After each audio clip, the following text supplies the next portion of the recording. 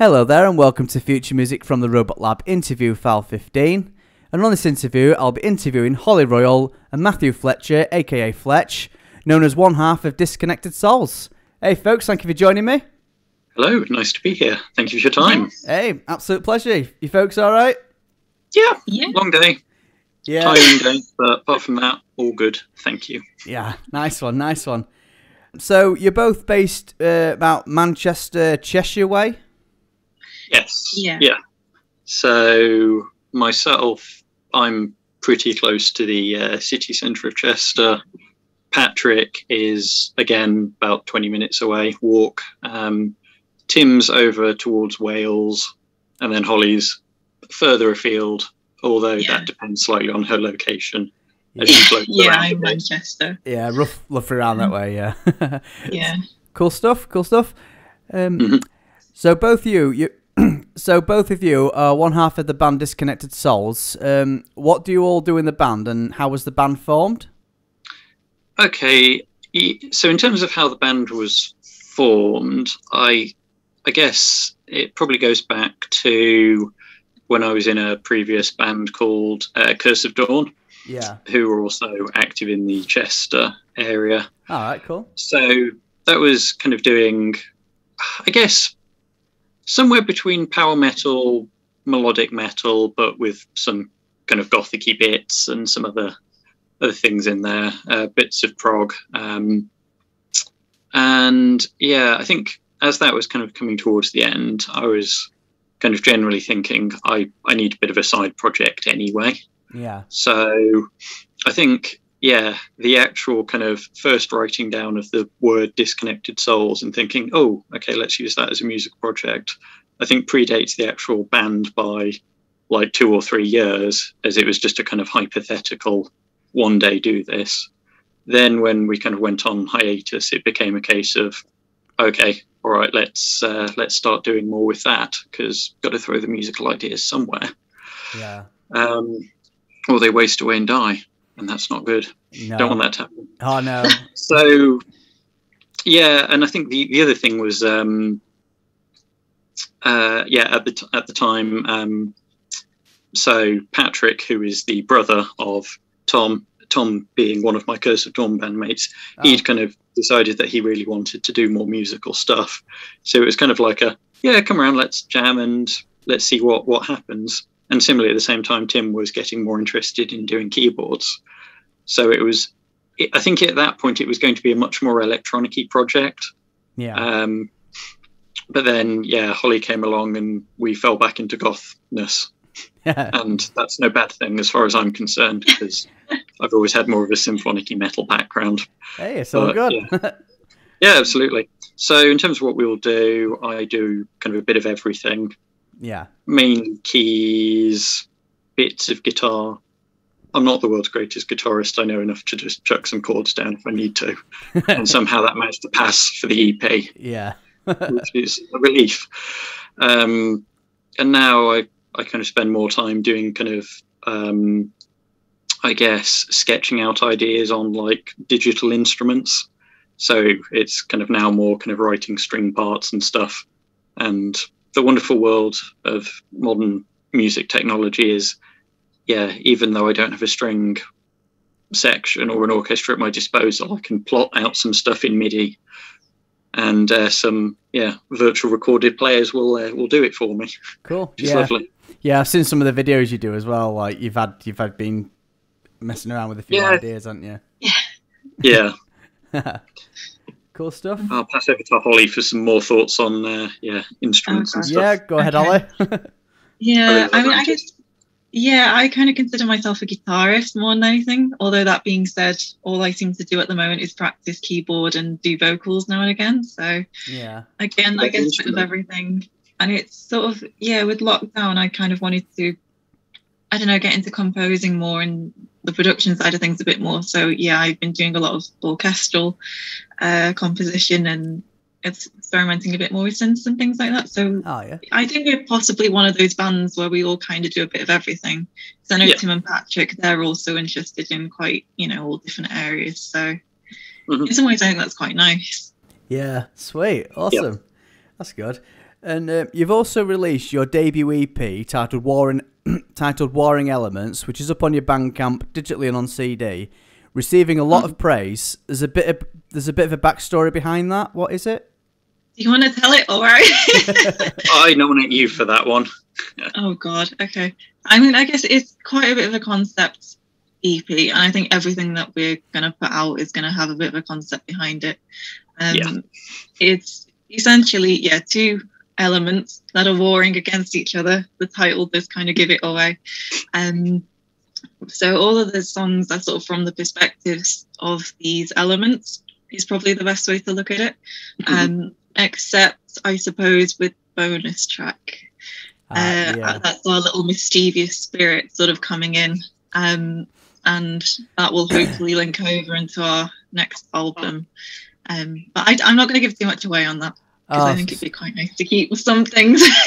You'll probably need to shut me up. Holly don't tell all the secrets.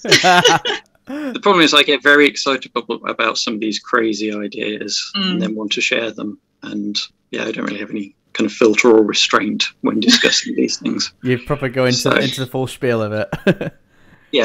Cool. But there was some kind of backstory we were coming up with the other day, which would hopefully tie any future albums kind of into the overall story as well. Like a part 2 of it or something. Again, they come from different perspectives, but the whole thing kind of, it all links together. And then we've even got a crazy idea as to how to even one day finish the project if we ever realise it's going to come to an end. But I'll shut up now. Cool.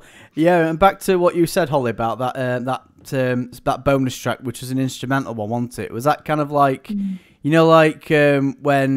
when you finish watching a movie and like right at the end of the credits is like a little segment thing, that sort of thing, is it? I guess in a way it's a bit of an epilogue. I suppose you could view it like that. It's I mean, you could argue that this little mischievous spirit was sat there observing the warring elements the whole time. And after the big finale, it sort of creeps out, and then I will go so as far to say that the mischievous spirits have not made their only appearance, but I'll leave it at that.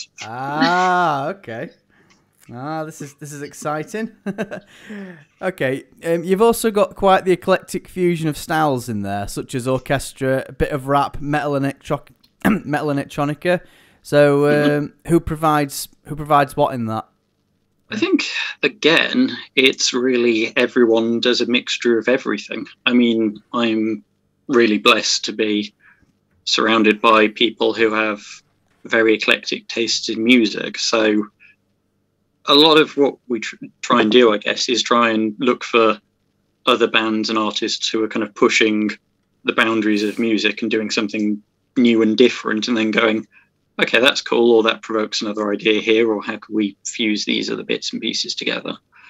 I mean, I guess originally what we were focusing on is classical, electronic, metal. How can we bring these three elements together? But then, as you can kind of hear with Mischievous Spirits, all of a sudden, lots of more kind of oriental instruments and world things started creeping in, and then warring elements. Patrick wrote a rap, and it was like, this is actually pretty good. How can we do this without making it sound like, and no offense to any kind of other band like Linkin Park, but how can we do it in a slightly different way? So it was like, okay, let's have this kind of dual kind of guitar lead harmony thing going with it. That's going to be a bit different. I think this is only going to continue with respect to the newer stuff. Particularly, we've started writing a lot of trap drums, which is all well and good fun. I think there's probably no clear one person provides that influence or someone does something. It's usually more of a, I guess, what we tend to do is on Saturdays, where we used to obviously be able to meet up and have band practices, it would usually be the first hour would be kind of a sharing session. So anyone who'd found a cool track in the week, irrespective of whatever genre or what it was, they'd put it on and we'd all go, yeah, like that, don't like that. And then that would often, I guess, guide the practice and influence what came up that day. Yeah, all right. Cool stuff. On the album Warring Elements, in the artwork, there's like a little poem that, there's like a little insert or something. Hang on, see if I can get it. Mm-hmm. Yeah, there's a little insert that you wrote, Holly, and there's also one from Pythagoras. Can you explain them little things? Them little insert things? Yeah. Yeah, I'll start with the Pythagoras one first, because that was one that Patrick found, I think. Yeah. And that was...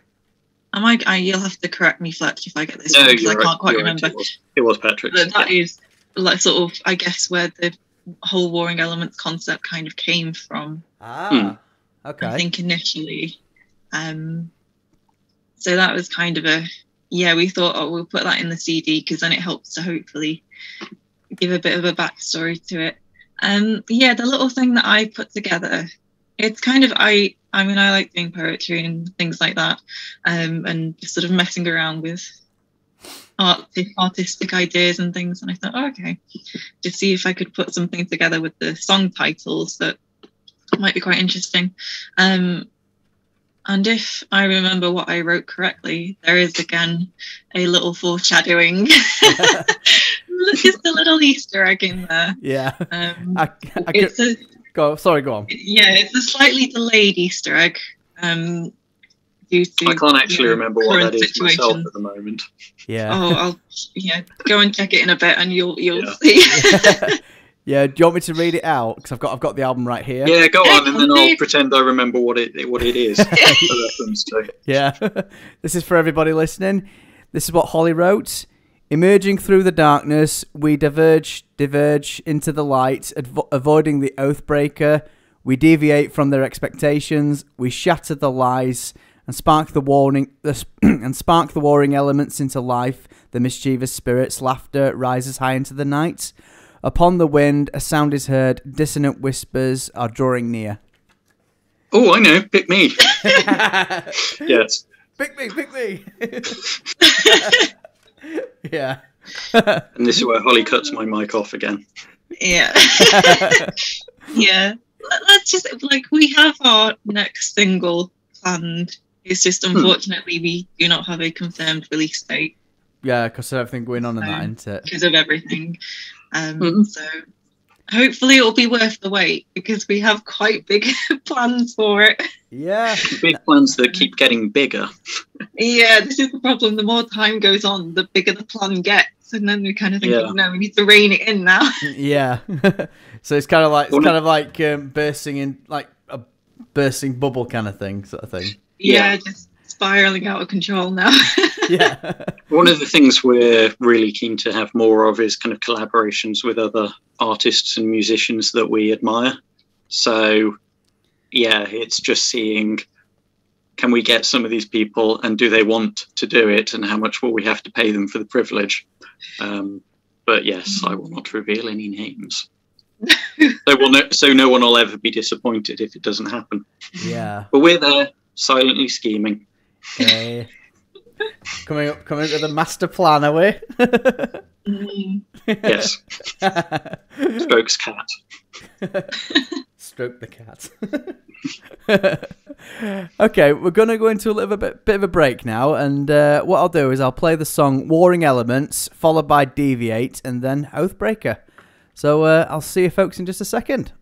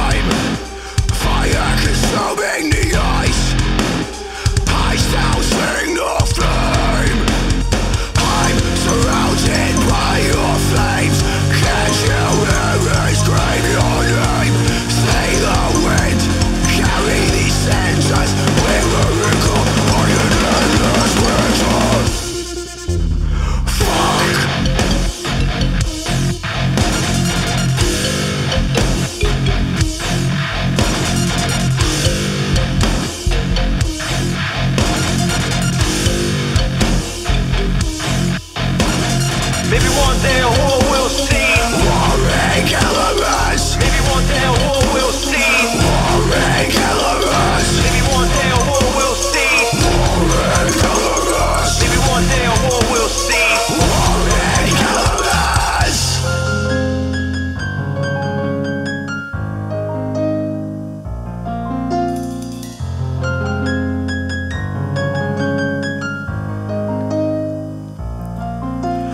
We have been torn asunder.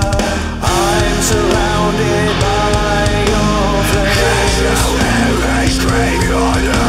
Remember what I said to you. I was reaching out to you. See the wind carry these cinders.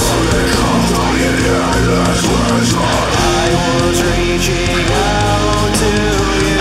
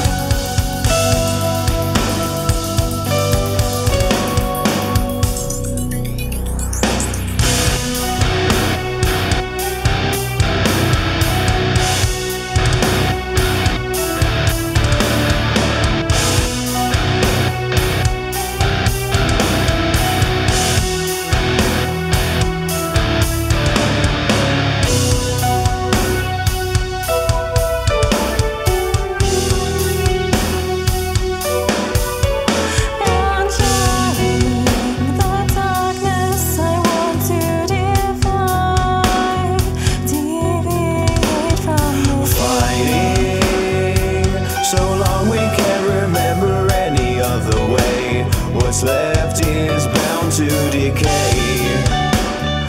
You were not here. You would not save me. 'Cause these demons are my soul. I have seen through your lies, look past your disguise, emerge from the shadows of my past. I'll cast off these ties, renounce all these vows. My voice is now yielding a dissonant sound. Escape from your walls, you're blind to the fall. You were betrayed by your fortune. You live on in my thoughts, lamentable tyrant. Your time is gone. Now here I stand, a ghost of myself. Irrational fears are controlling my life. My mind is a cage, concealing these shades. These phantoms unyielding, unending the soul. I feel this connection.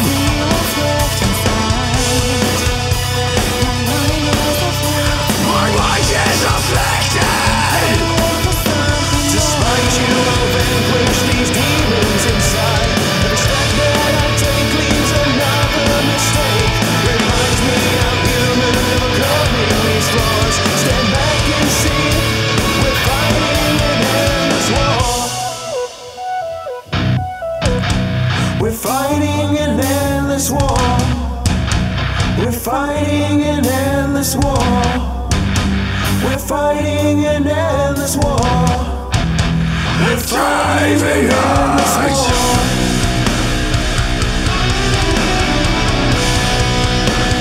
I will take the light.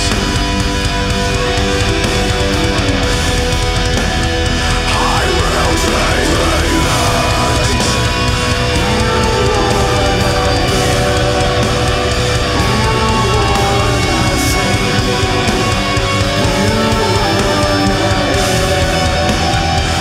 You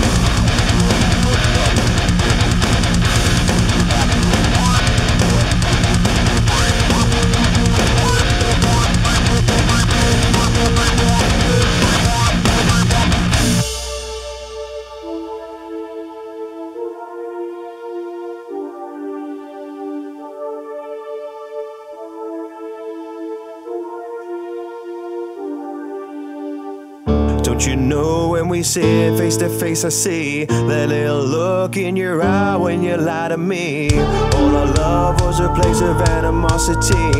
Could we ever go back to what we used to be? Do you remember what I said when you walked away? Will you look back in fondness on our yesterdays? Was it all an act, just a role that you portrayed? Well, I guess you never even cared anyway. Don't you know when we sit face to face, I see that little look in your eye when you lie to me. All our love was a place of animosity. Could we ever go back to what we used to be? Do you remember what I said when you walked away? Will you look back in fondness on our yesterdays? Was it all an act, just a role that you portrayed? Well, I guess you never even cared anyway.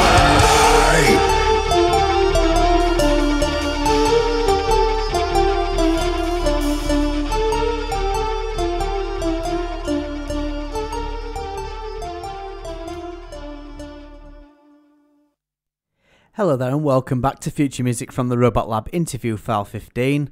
The songs played were Warring Elements, Deviate and Oathbreaker by Disconnected Souls from their debut EP Warring Elements, available on Bandcamp, digitally and physically on CD, disconnectedsouls.bandcamp.com. And joining me back now are Holly Royle and Matthew Fletcher, aka Fletch. Hey folks, welcome back. Hello. Yeah. Hey. Okay, both of you have another project which is called Sensory Enigma, which is much more darkwave, and that was inspired by a poem that you wrote, Holly. Could you tell me about that and how Sensory Enigma was formed? Yeah, so when I was doing my undergraduate degree, there's a particular nightclub in Chester, which if it's called Rosie's. If you've ever been, you know. Look at his face. It's anyway, it just happened to be a night out, and I just sort of had this idea for a poem, sort of about like the sensory experience, obviously, the lights, the music, everything, the sort of just when you get like a full sort of sensory overload type thing. Oh yeah. So it sort of came from that, and then a couple of years later, it's because we'd started work on the Disconnected Souls EP by this point, but I kind of fancied trying something that was quite different musically, because I guess Disconnected Souls, it's very maximalist, and I kind of thought, okay, let's do something minimalist, so it's like a maximum of 4 instruments at the very most, fairly simple, I guess, vocal melody lines, so like the complete opposite. I just thought, never really done darkwave synth focused stuff before, and it just sort of seemed like a sort of good idea to base that project off. And then just sort of grew from there.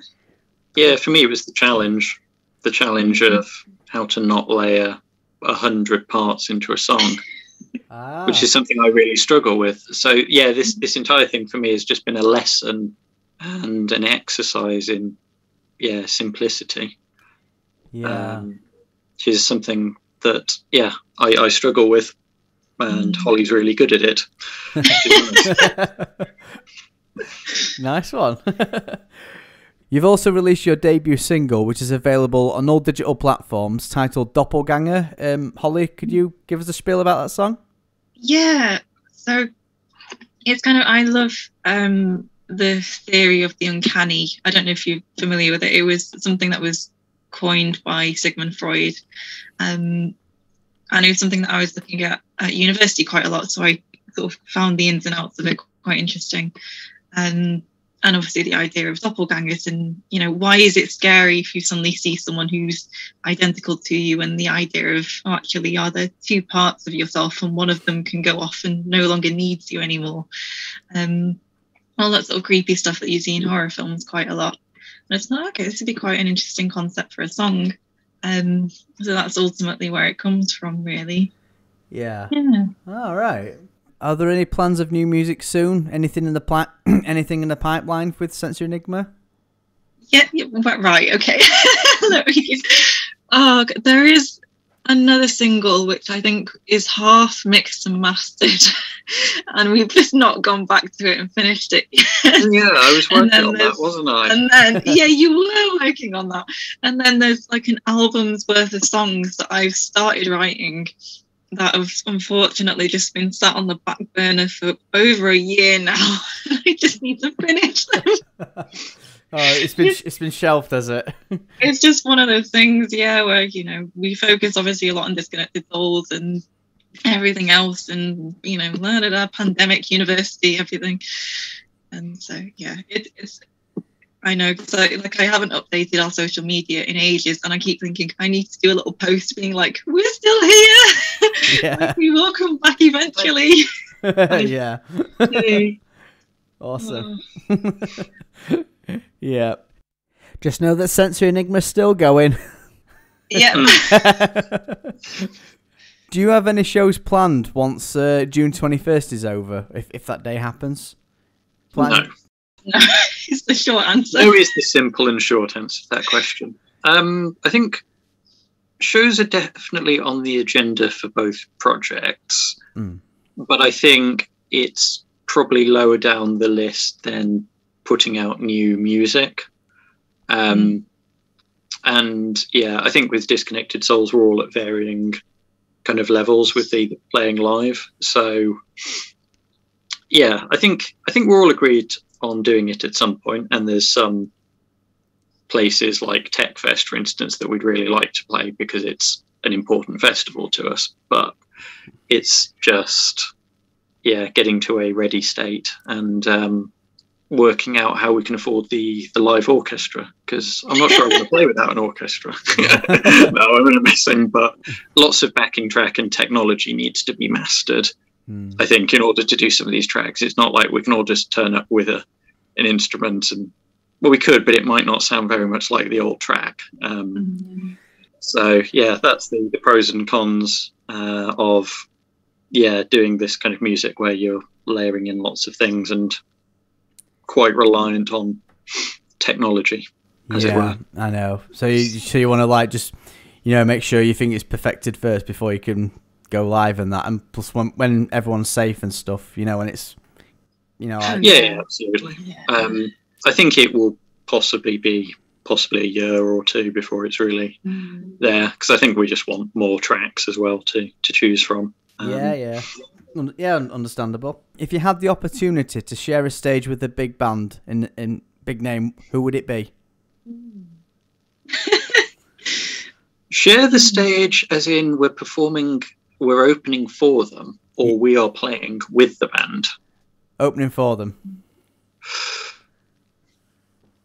For me, it would probably have to be Nightwish then, just because they are probably the band who have inspired me the most over the years. Yeah. I think that's probably the simplest way of doing it.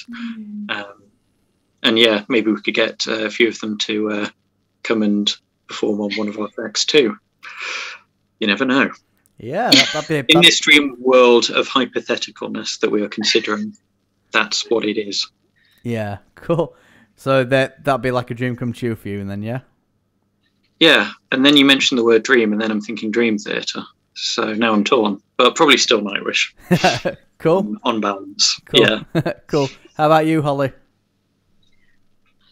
I don't know. Nightwish is definitely up there. I mean, whether someone like Amaranth might be quite fun to open for if we could, just because they're very electronic-y, dancey metal. Yeah. So they could work. Yeah. But then maybe, I don't know, someone completely random would also be quite fun. Yeah. Hans Zimmer. Zimmer, yeah. There you go. Concert. Yeah. Because the whole thing with our music is, open people to things they may not have listened to before, and let's throw metal and electronics at the classical world, which is, to be fair, what he does a lot of anyway. Yeah, he did the soundtrack to Inception, didn't he? Yes. Yeah. He's done basically every good film of the last few years that wasn't Danny Elfman or Howard Shore or John Williams. Yeah.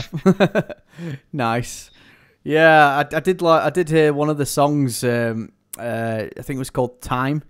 Someone did a video playing that song over Charlie Chaplin's Great Dictator speech, and Haven't seen that. Oh, I've got to link you to that. It surprisingly went really well, and yeah, I think the speech is brilliant, but I think with this added element with that song, I think it adds to it a lot more powerfully, and it fitted well, and I was like, wow, mind blown, you know, and yeah, that's how I learnt about him. Yeah. Sorry, go on. No, you go ahead. You go. No, I was just going to say, I bought the DVD the other day of one of his concerts, so I've just had that on non-stop. All right. Because just incredible. Yeah. Lots of ideas brewing as a result of it. Yeah. Nice one. I think if it were me, if I was in a band still, it would have, if they ever do support bands. I mean, this band are a standalone band. It would have to be Kraftwerk for me. Okay. Yeah. Interesting choice. I can see the logic behind that. Yeah, Kraftwerk are the band that got me onto electronic music. They stuck with me since I was about 15. When I discovered them back in school, a mate of mine introduced me to them, and I was completely hooked since. Not looked back since, and I actually managed to see them live back in 2017. They did they did the UK tour, and every single show had sold out within just like that click of a finger. And best part about that was I actually met Ralph Hutter, and he signed my ticket, which is framed it. Fabulous. Yes. Very good. I can die happy. Yes. Yeah, and I think something totally different. I think, some opening for like something completely different, like you said, it would probably have to be either Ellie Goulding or Pentatonics. Interesting choices. Yeah. Love Pentatonics. Pentatonics are a great source of inspiration for us in terms of vocal harmonies. So yeah, definitely. That was one of the things that actually inspired doing the Choir of Souls and getting loads of people to do backing vocals on Shatter. All right. Sweet. Yeah. Pentatonics is definitely on the list of dream collabs if we can swing it. Yeah, if you get to see him live too, you'll love it. I think I missed the last tour. Did you? When was it? When did this? I think there was a tour planned like 2 or 3 years ago, but I just totally forgot about it. Having looked at it and thought it would be good to do so. Yeah, but I'm not sure whether it went ahead or not. I just kind of forgot about it, as I say. Okay. I'm sure I saw something. Yeah. I saw them about 6 years ago in Birmingham. My God, they were phenomenal. Right. Honest to God. How they do all that is just mind blowing. I mean, all the beatboxing and stuff like that. And I saw them when before Avi left, and they were just mind blowing. Saw them at Birmingham. They were brilliant. Honest to God. Yeah. So if you get to see them, you won't be disappointed. I can promise you that. Awesome. If you ever got the opportunity to sign up with a record label, which one would it be? I think it's hard. I mean, there's obviously labels that bands that we love and respect are on, such as Nuclear Blast, Spine Farm, Roadrunner, etc. Yeah. But I don't think, at least for me personally, I've never really had that dream of get on a label. It's always been make music.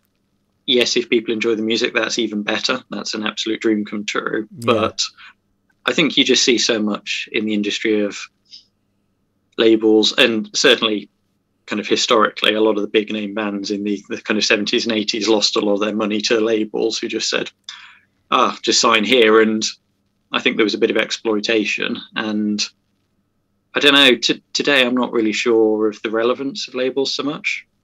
I mean, yeah, Holly and I attended a talk, which I won't say who it was, but I don't know, it was kind of a presentation as to what their label did, and that for interested people. And I don't know, I think we both just came out of it thinking, it was kind of you need to come to us with all of these things already done.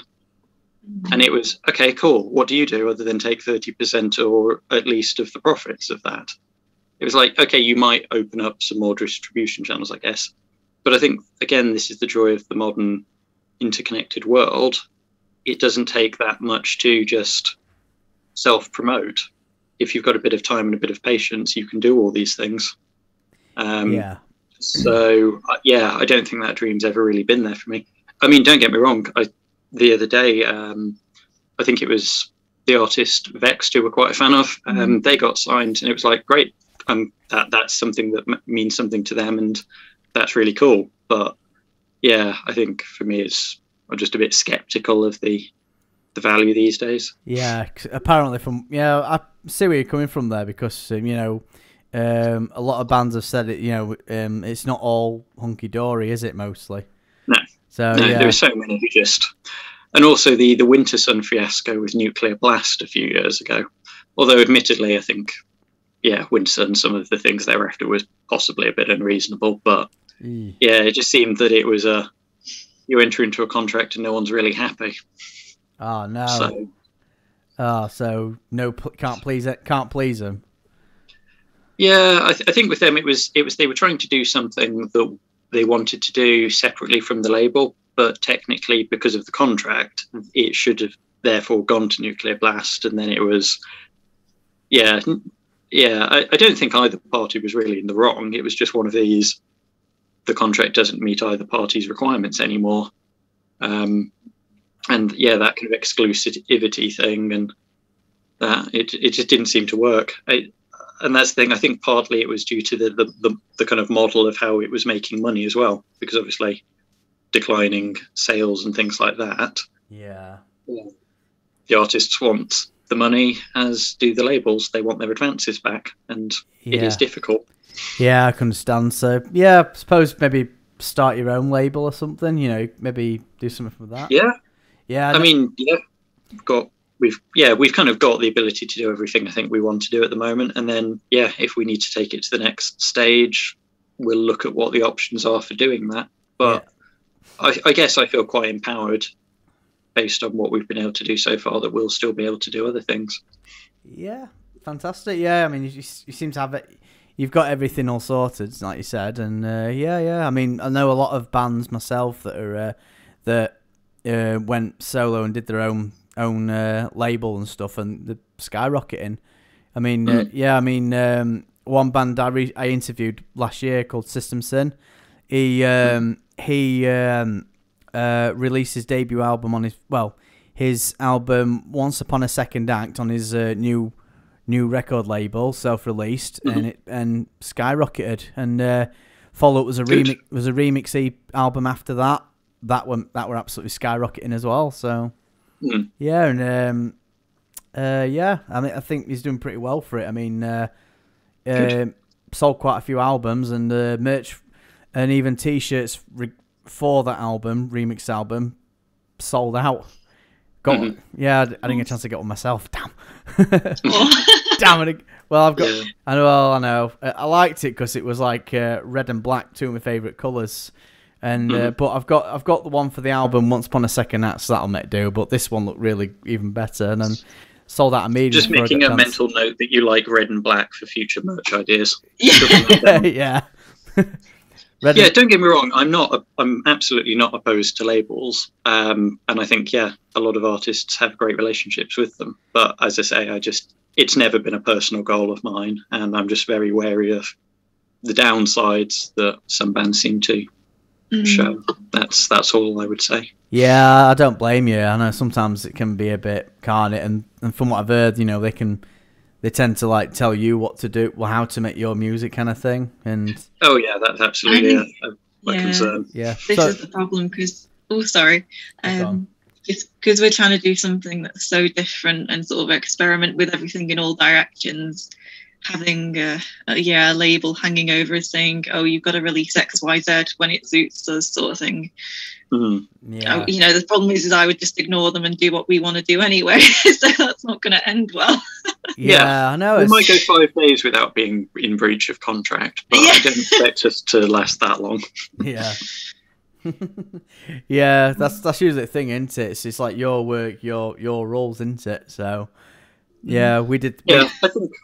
Yeah, I mean, my former bandmate Derek from Jan Dole Band, he's got his own label, so he just does what he wants with it. And during my time in Jan Dole Band, they got me songwriting a few songs lyrically, and we just did what we wanted, and we reworked things a bit, and still popular to this day. Even though after I've left, they still play them live, and good. Yeah. Wow. So it's one for the record, which I'm proud of. Good. On the topic of the artist record label thing, though, it does make me laugh slightly, and I think there is still this view from certain people in the record labels that everyone's dream is to get on a label, because we've had a few emails to our Disconnected Souls mailbox from people saying, hey, I'm a talent scout for so and so, and we think you'd be a good fit for this label, and just sign along the dotted line here, give us all your details. And yeah, it was basically a kind of, here, we exist, now you do all the legwork and come and do all this stuff for us. And I just remember sending an email back to one of them saying, like, okay, that's cool, thanks for your email, but can you tell us a bit about you and what you could do for us? No reply. So it's this kind of thing of, you do all the legwork, we know that all of you want to get on our record labels and this, and it was like, no, it's a two-way thing. It should be, what can you do for us? What can we do for you? Build a good collaborative relationship, not the traditional model of, we have we can sign 5 bands. Okay, looks like 200 bands have applied. We'll sift out the ones we think are most relevant or whatever. Yeah. Oh yeah, I know what you mean. There's no info, is there? It's like, yeah, I know what you're saying. You could have been more, a bit more info, huh? Yeah, I just think it was this thing of, oh, they will see that we're a record label and they'll be jumping up and down, ready to give us all this stuff, and it's I'm not sure about that. I know. Who are you? Well, it could have been probably a scam email. Do you reckon? I don't think it was. It was a legitimate company and it was a legitimate scheme, because when you got to the website, it did say enter the name of the person who referred you. But at the same time, it was still one of these, you've still got to go through a kind of an application process and stuff. And that's not something we're jumping up and down to do. But having said that, if you came to us and said, okay, we think we could work with you, here's what we could do, and there could be a collaborative relationship, absolutely brilliant. I'm sure we'd love to do that. But it's just, it's a two-way thing, not a... Yeah, I see where you're coming from. Happened to me as well. I mean, back in January, I got an email from this magazine asking to promote my radio show. I thought, oh, cool. So I had a look at it, and I thought, it's kind of not fitted in the scene, if that makes sense. Okay, yeah. I wasn't. I were a bit apprehensive about it, but I said to him, You do realise my work is very alternative electronica, right? Don't you? And I told them that. No reply. They didn't reply back from that. Yeah, I told them that. It did look cool, and I thought it was very supposedly open-minded, but it didn't really suit it. It didn't suit it, because I think there was it was mostly mainstreamy stuff. I think with respect, I didn't think it'd fit the kind of criteria I do. So no reply then. So I've been branching out to other magazines since. I thought this more suited, and but that one I was actually psyched about. But then I realised what it was about. I thought, bummed out big time. This is part of the problem. Yeah, you sometimes get emails that really do seem quite interesting and exciting, and then you get so far through, and it's like, oh, I read the small print now, and you want a load of money off us, or it's a shame. And then I think there's a lot of people in the industry who are they're just after the work and spamming it out, so they don't really care about you specifically. I mean, we receive quite a lot of companies offering to do us PR services, not really reading the fact that Holly's already doing all that, and it's a bit of a lack of attention. But I guess if you need work and that, then you just want to get through and get yourself out there, and I guess hopefully 10% of the people might reply and be interested. Yeah, definitely. And how's the PR going for you, Holly? It's all right. It is tricky. Obviously, the current times hasn't helped because, there's no money with no live shows and things like that. But yeah, it's quite interesting. I've joined a podcast with another metal PR and writer from Metal Injection. So it's kind of nice that it's like, yeah, okay, not getting necessarily tons of campaigns at the moment, but it's nice to get more industry connections and things like that. And who knows, maybe it'll go somewhere. Yeah, we'll see. Nice one. Keep the promos coming, Holly. Will do. Yeah, nice one. I'll definitely play some more on my show. Thank you. That's all right. Okay, last question now before we wrap things up. What would you like to say to everyone listening? Let's go with some big, profound quote. Be the change you want to see in the world. Very good quote. That's where I'm going. Oh, see, I don't know how to follow that now. Got to help me there. To be fair, we did have a document somewhere where we were being asked for advice, and Patrick had something really good. It was something about be good to other people. It was just something along those lines. So you could take that one. Yeah. Yeah. Okay. Yeah. Nice one. Yeah. Okay. Cool. Okay then, cool stuff then. Right, we'll leave it at there, and that's the end of the interview. And thank you, Fletch, and thank you, Holly, for joining me. Thank you so much for your time. It's been lovely speaking to you. Yep, likewise, folks. And I'll wrap things up. I'll wrap things up, and I'll see you folks in a bit. Awesome. Have a lovely rest of your evening, and farewell. Yep, and you too. You take care, yeah? Cheers. See you later. See you later. Bye-bye. You have been listening to Future Music from the Robot Lab interview file 15 with Holly Royle and Matthew Fletcher, aka Fletch, one half of Disconnected Souls and of Sensory Enigma. I've been your host, Exo Skull. You can follow me on Facebook, Mixcloud, Twitter, and Instagram. And if you'd like to be interviewed, please contact me on my social media pages, or alternatively, email me along with some sound files to exoskullfmrl@gmail.com. That's exoskullfmrl@gmail.com. And also, don't forget to like and subscribe. To end this interview now, I'll be playing two more songs from Warring Elements by Disconnected Souls. The song Shatter, and the closing track, a bonus track, Mischievous Spirits, which we mentioned.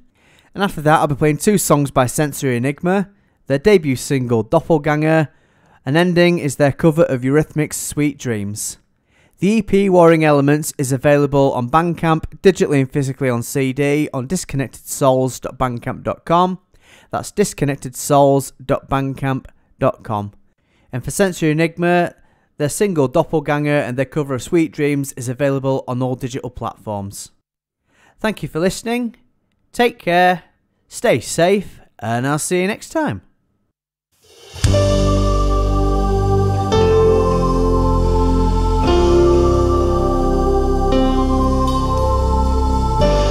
Search for something, stop at nothing. I see clear, there's pain in your eyes. Fight your demons, the non-believers. Close the door and cast them out. I emerge from the stars that bore me, casting light from celestial entities. See the path of the righteous dreamer. Tranquil thoughts unbound by silence. Breathing deep till you find perfection. A spark of life in the garden of my soul. These fears surpassed by progress.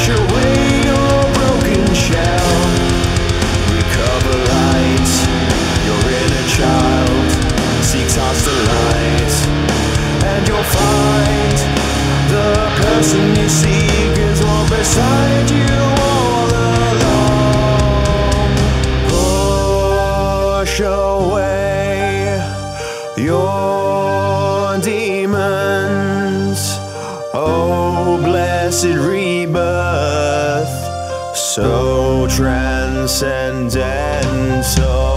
Desolation I fall, time is washing on. Never could replace this, never will erase this darkness in my soul. My mind now running, scared to face the curse I'll run. To bear this grace, Lord, now these sins I will endure. Face this life forevermore.